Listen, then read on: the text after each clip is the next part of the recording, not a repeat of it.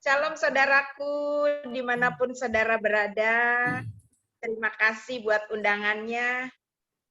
Dan saya perkenalkan dulu, saya Ibu Elizabeth Nuning dari Betani Sunter, ya. Betani Sunter dan Betani Jakarta. Saya mengembalakan di sana.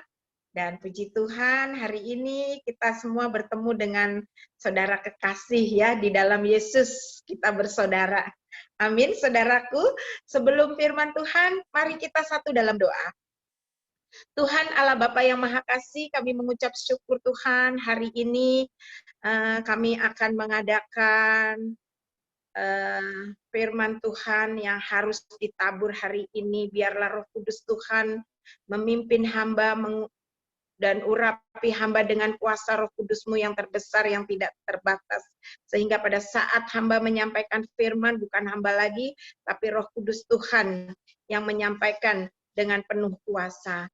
Terima kasih Tuhan buat umat-Mu yang ada di COC Ministry Tuhan, di mana kuasa Tuhan juga menyertai mereka, membuka mata rohani dan telinga rohani mereka, supaya mereka tetap mengerti rahasia kebenaran firman Tuhan dan jadikan mereka menjadi orang-orang benar di hadapan Tuhan.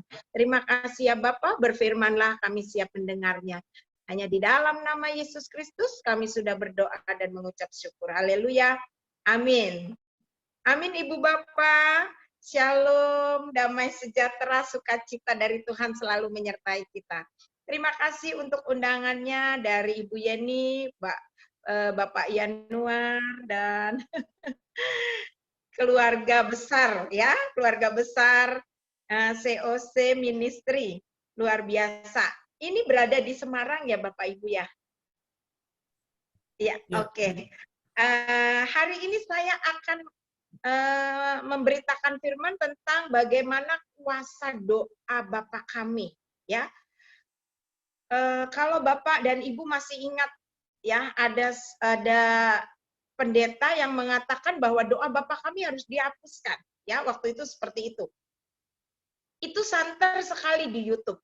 Nah, itu yang membuat saya pengen ngegali apa sih doa Bapa kami sampai mau dihapuskan. Padahal saya mengalami bahwa doa Bapa kami itu penuh kuasa, saudara. Jadi saudara, walaupun kita aliran karismatik, jangan hilangkan.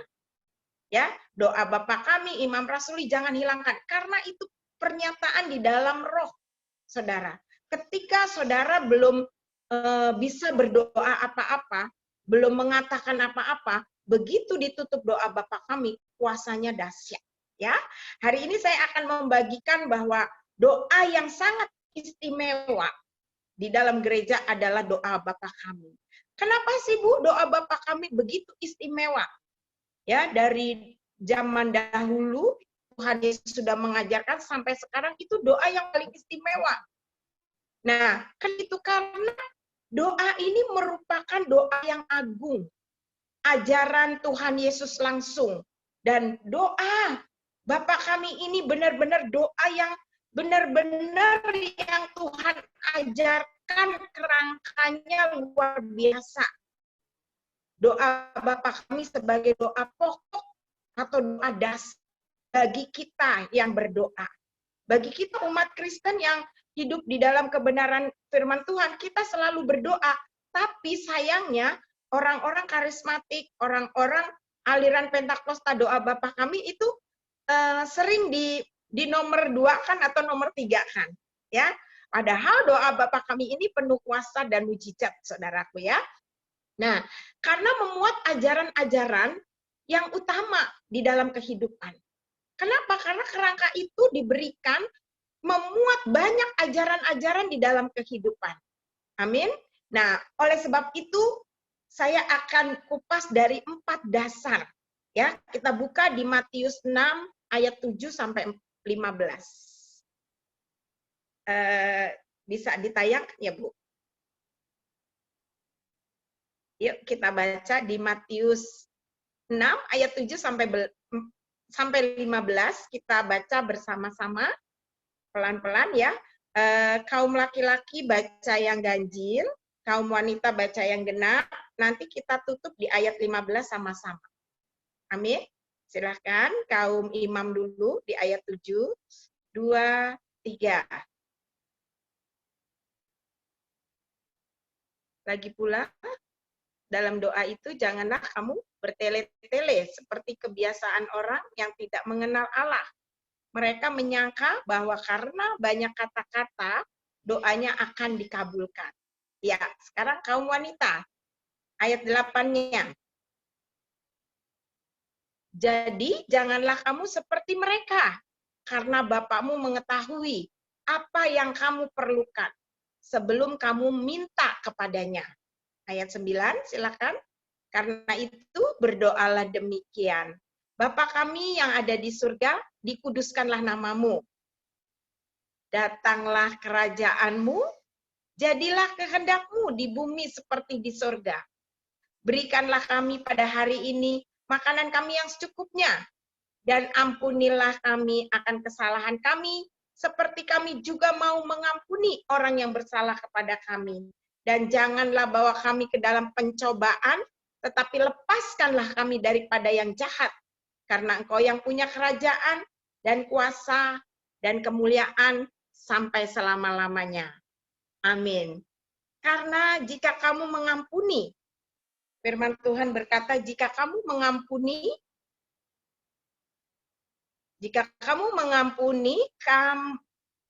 karena jika kamu mengampuni kesalahan orang, Bapakmu yang di sorga akan mengampuni kamu juga. Tetapi jikalau kamu tidak mengampuni orang, Bapakmu juga tidak akan mengampuni kesalahanmu. Amin. Tuhan Yesus memberkati. Dan apabila kamu berpuasa, lanjut di ayat 16-nya ya.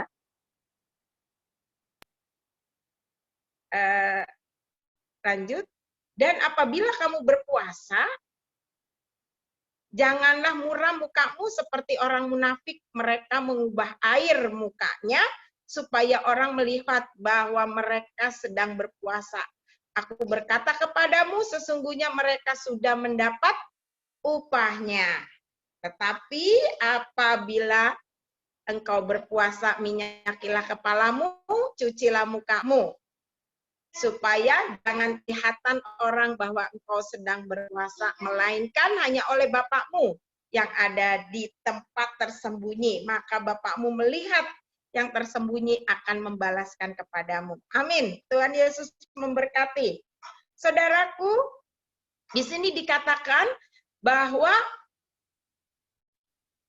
doa Bapa kami memuat ajaran yang utama, ajaran yang Tuhan berikan, kerangka-kerangka di dalam kehidupan yang wajib kita tahu dan wajib didoakan dan dihayati oleh semua umat Kristen.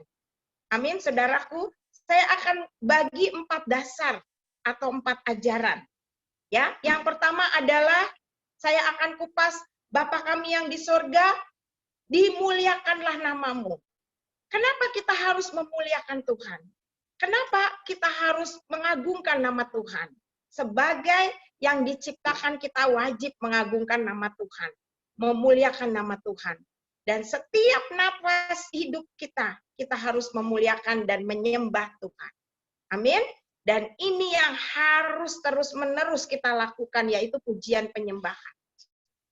Nah, saudaraku, ketika kita memuji menyembah Tuhan, padahal firman Tuhan mengatakan memuji menyembah dalam roh dan kebenaran. Kenapa orang Kristen banyak memuji menyembah Tuhan? Stop. Tapi belum dalam roh dan kebenaran. Karena roh dan kebenaran itu tidak diaktifkan di dalam diri kita.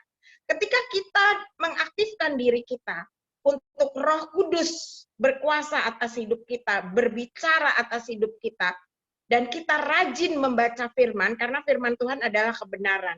Ya, Yesus sendiri kebenaran dan firman Tuhan itu kebenaran. Kita menyembah dalam roh dan kebenaran. Nah, pada saat ini Tuhan berkata bahwa kita semua umat Kristen memuji, menyembah dalam roh dan kebenaran. Kebenarannya adalah firman Tuhan sendiri.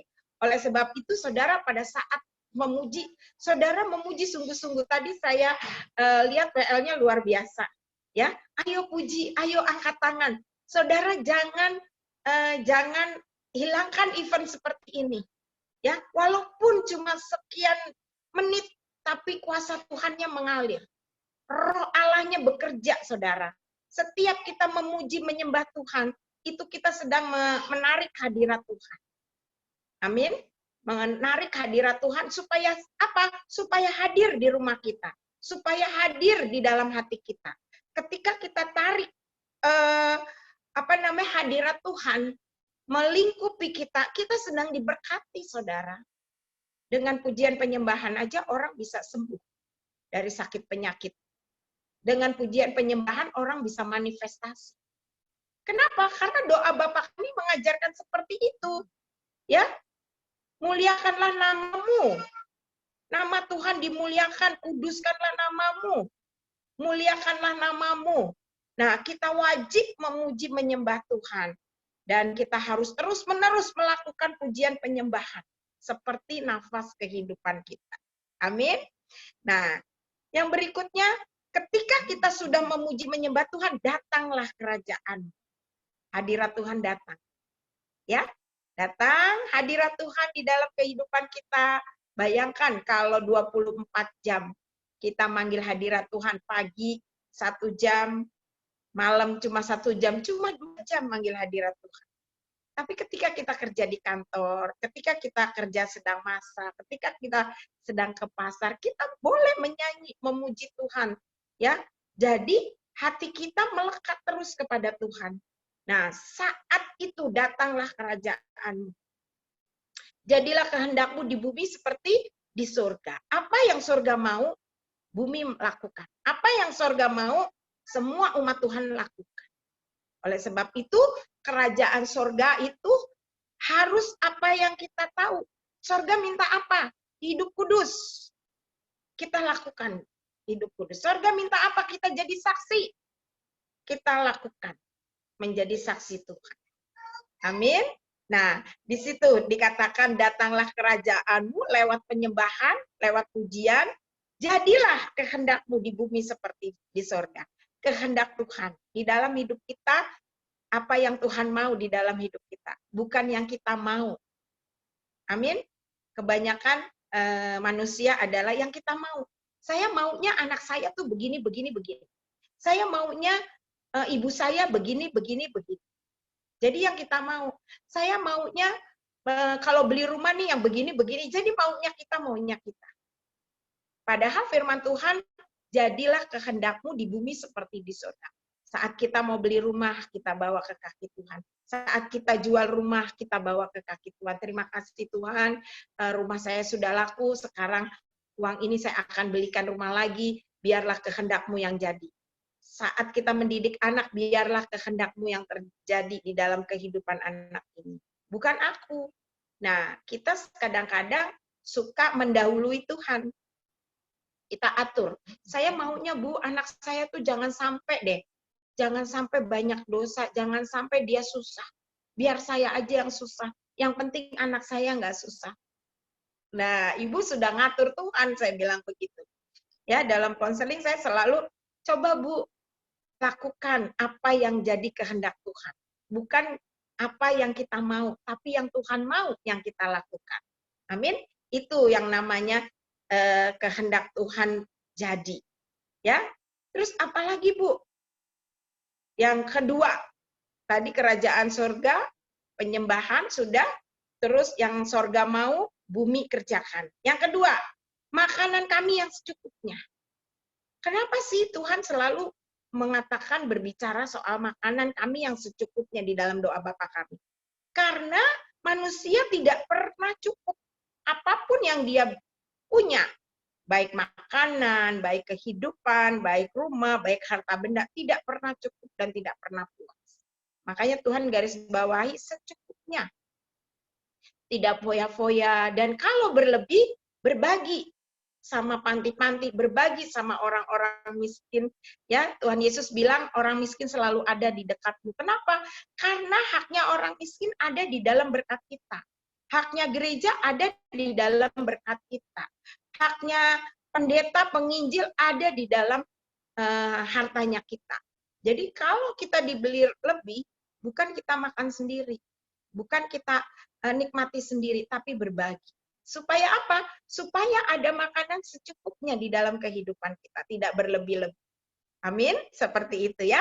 Jadi di yang kedua, beri makanan kami yang secukupnya, dan kita belajar menghargai makanan. Bukan makanan aja yang kita hargai, tapi seperti petani yang membuat beras ini ada, kita doakan supaya dia tetap giat menanam padinya. Terus apalagi orang-orang yang belum makan hari ini, kita doakan Tuhan berkati makanan ini, seperti Tuhan juga memberkati mereka, Tuhan yang belum pada bisa makan. Saudara, berapa banyak setelah COVID ini banyak orang yang tidak bisa makan, ya. Tiap seminggu sekali saya pelayanan ke panti-panti. Bahkan kemarin ke pemulung. Saudara, apa yang terjadi? Ketika saya masuk ke panti tunanetra, Shalom, saya bilang gitu, ini Ibu Elizabeth bawa makanan. Terus anak itu bilang begini, asik, makanan enak hari ini, coba saudara. Saya nanya, kok makanan enak? Karena di panti makanannya yang biasa-biasa, yang sederhana, sayur sop, sayur asem, balik lagi sayur sop, sayur asem, tempe tahu gitu. Karena mereka kan harus sampai 1 bulan ngasih makan orang segitu banyaknya. Sementara donatur kan sekali-kali di Natal atau di Paskah. Ya, orang-orang Kristen kan cuma berpikirnya berbagi itu di Natal sama di Paskah. Akhirnya apa? Saya sebetulnya terenyuh, pengen nangis ketika lagi dijejer-jejer, ayo nyanyi gitu katanya ibu pengasuhnya. Terus hari ini ibu bawa makanan, saya bilang gitu, asik, hari ini kita makan enak sampai begitu. Saudara, saya pengen nangis sebetulnya. Saya cuma bawa ayam goreng, tapi dia bilang dia senangnya dengan sukacita. Lalu saya ke panti, bukan panti, ke pemulung. Di situ ibu-ibu, bapak-bapak pemulung ya, luar biasa, dikasih makanan, makasih ibu, datang lagi ya, sampai seperti itu. Kenapa saya tanya kok sampai seperti itu? Ibu gembalanya kalau habis khotbah, dia kasih makannya cuma sayur asem. Habis sayur asem terus katanya gitu, sampai asem katanya. Mukanya seperti itu katanya jemaatnya. Bosen, tapi gimana? Kemampuan ibu gembala cuma bisa ngasih makan sayur asem. Tapi ketika saya bawain makanan, saya bilang gini, ini makanannya sederhana, ayam, tapi sambelnya enak loh, saya bilang begitu. Wah, senangnya minta ampun. Lalu dia cepet-cepet pulang, dia mau ajak makan mungkin ke cucunya atau ke suaminya atau ke anaknya, kan kita kasih 1 box. Wah, senangnya minta ampun, saudara. Saya sebetulnya sedih gitu yang ngelihat seperti ini. Ternyata pelayanan yang Tuhan berikan ke saya setiap minggu harus keliling membagi-bagi makanan, itu diterima mereka dengan penuh sukacita sekali. Ya, di hari seperti ini kita harus rajin berbagi, saudara. Saudara investasi di sorga itu. Saudara tidak punya investasi kalau kekayaan saudara, keuangan saudara, saudara makan sendiri.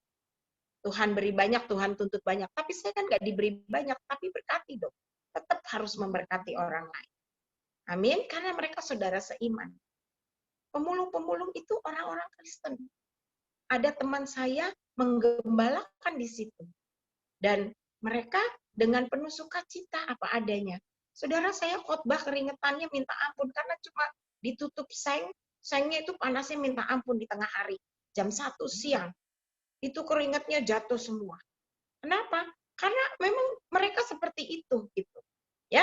Jadi berikan kami makanan yang secukupnya. Nah, pada saat itu mereka mengucap syukur dengan lagu-lagu ucapan syukur bahwa dia hari ini ada orang yang datang memberkati dia. Nah, yang ketiga, ini dasar juga.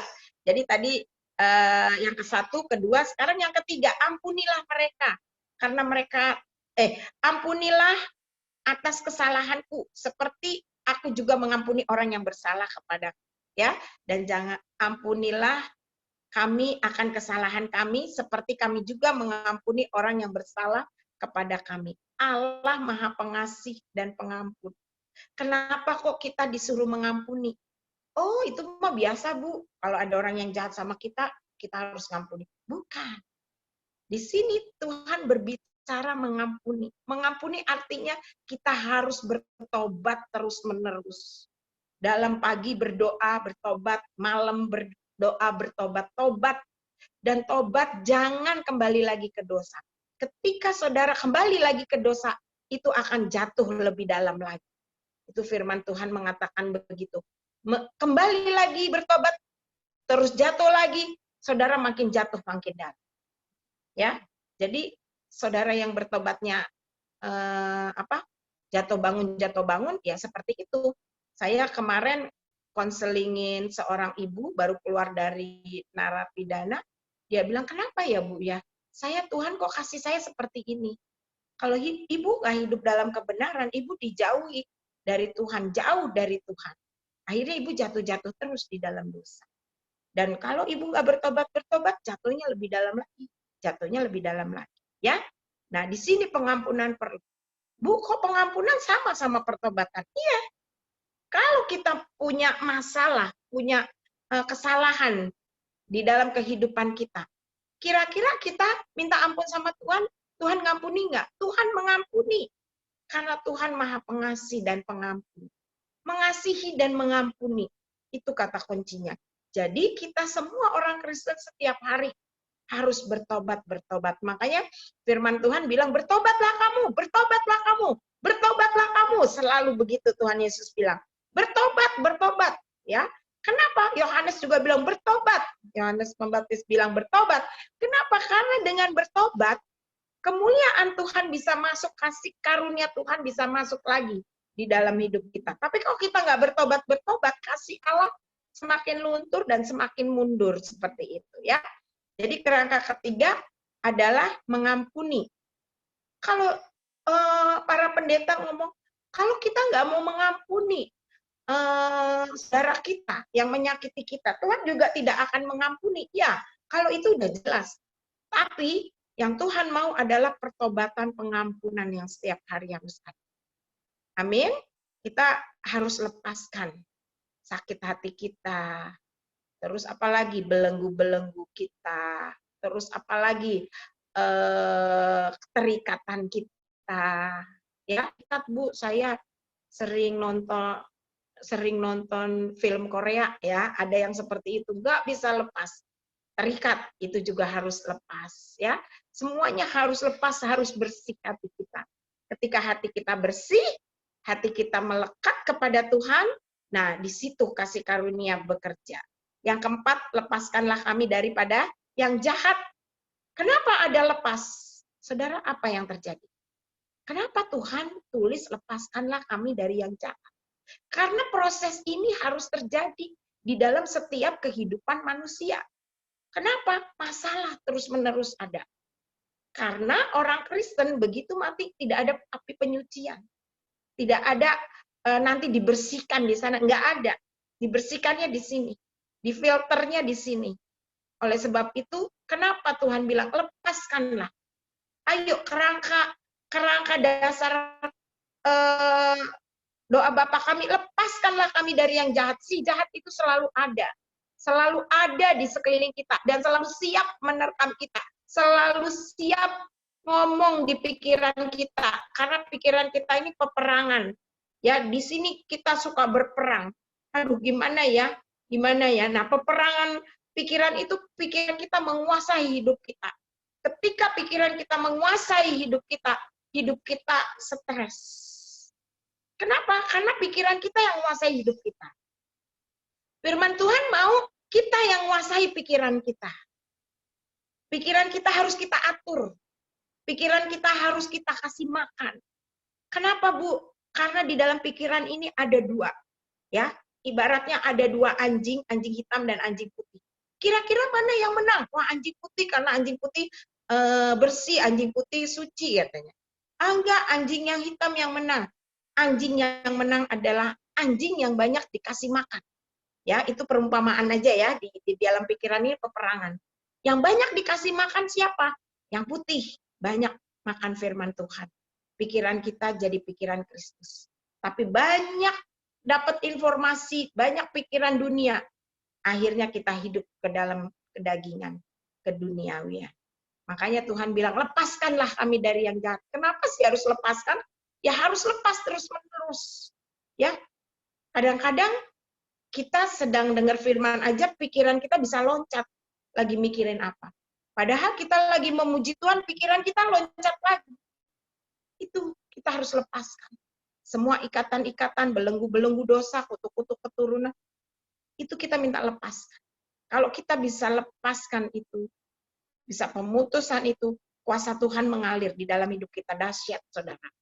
Dahsyat. Saya mengalami doa Bapa kami ini dahsyatnya minta ampun.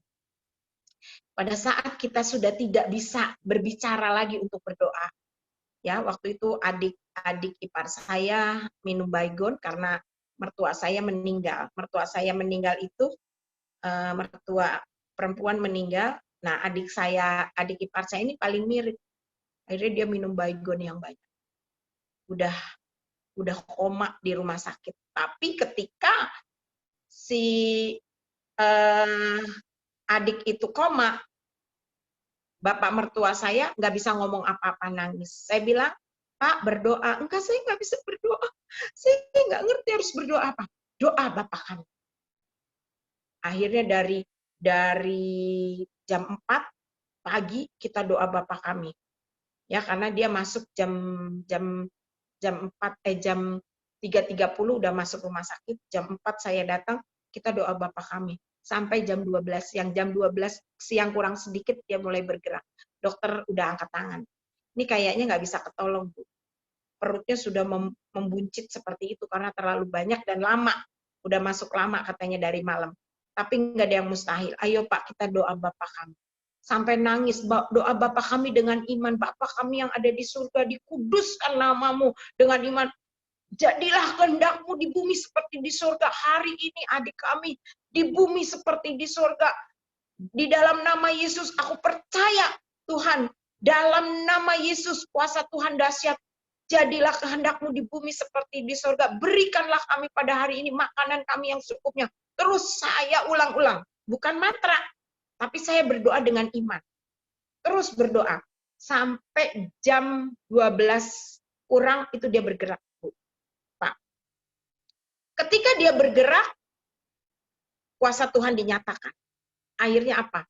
Dia mulai sadar. Terus kita tumpangin tangan. Begitu kita tumpangin tangan, akhirnya apa? Saudara berangsur-angsur sampai sekarang. Dia masih hidup. Amin.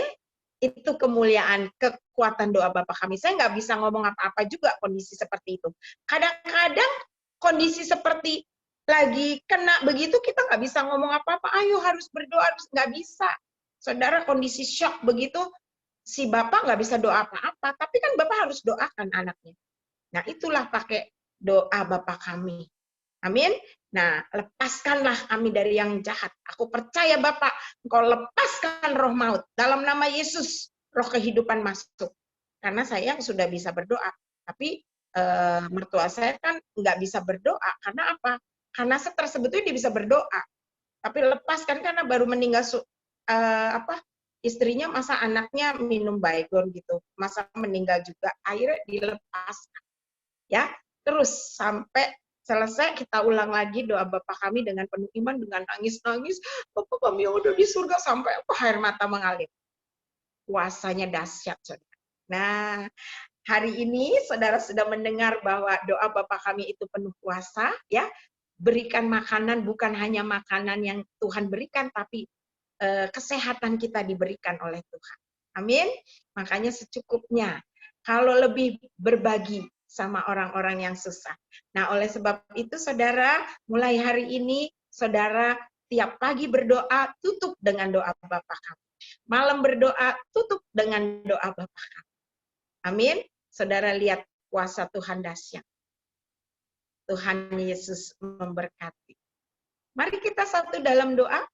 Tuhan Allah Bapa yang Maha Kasih, kami mengucap syukur kasih-Mu, anugerah-Mu, penyertaan-Mu sempurna di dalam setiap kehidupan kami. Bapa, di dalam nama Yesus, hamba-Mu sudah selesai berbicara tentang doa Bapa kami. Materaikan doa Bapa kami, firman Tuhan hari ini di dalam loh-loh hati kami, sehingga kami yang mendengar, baik kami yang mendengar, baik kami yang berbicara, semuanya Tuhan berikan kami untuk hidup benar di hadapan Tuhan, untuk hidup mengerti kehendak dan rencana Tuhan. Terima kasih ya Bapa, biarlah kuasa-Mu di dalam nama Yesus Kristus terus menguasai hidup kami. Dan kami percaya Tuhan, lewat pemberitaan firman-Mu hari ini kami boleh belajar bahwa kami harus terus-menerus bertobat, bahwa kami harus terus-menerus menyembah Tuhan, bahwa kami harus terus-menerus membaca firman dan diberi kekuatan oleh Tuhan dengan kuasa firman Tuhan. Terima kasih ya Bapak, hanya di dalam nama Yesus Kristus kami sudah berdoa dan mengucap syukur. Haleluya. Amin. Tuhan Yesus memberkati. Shalom.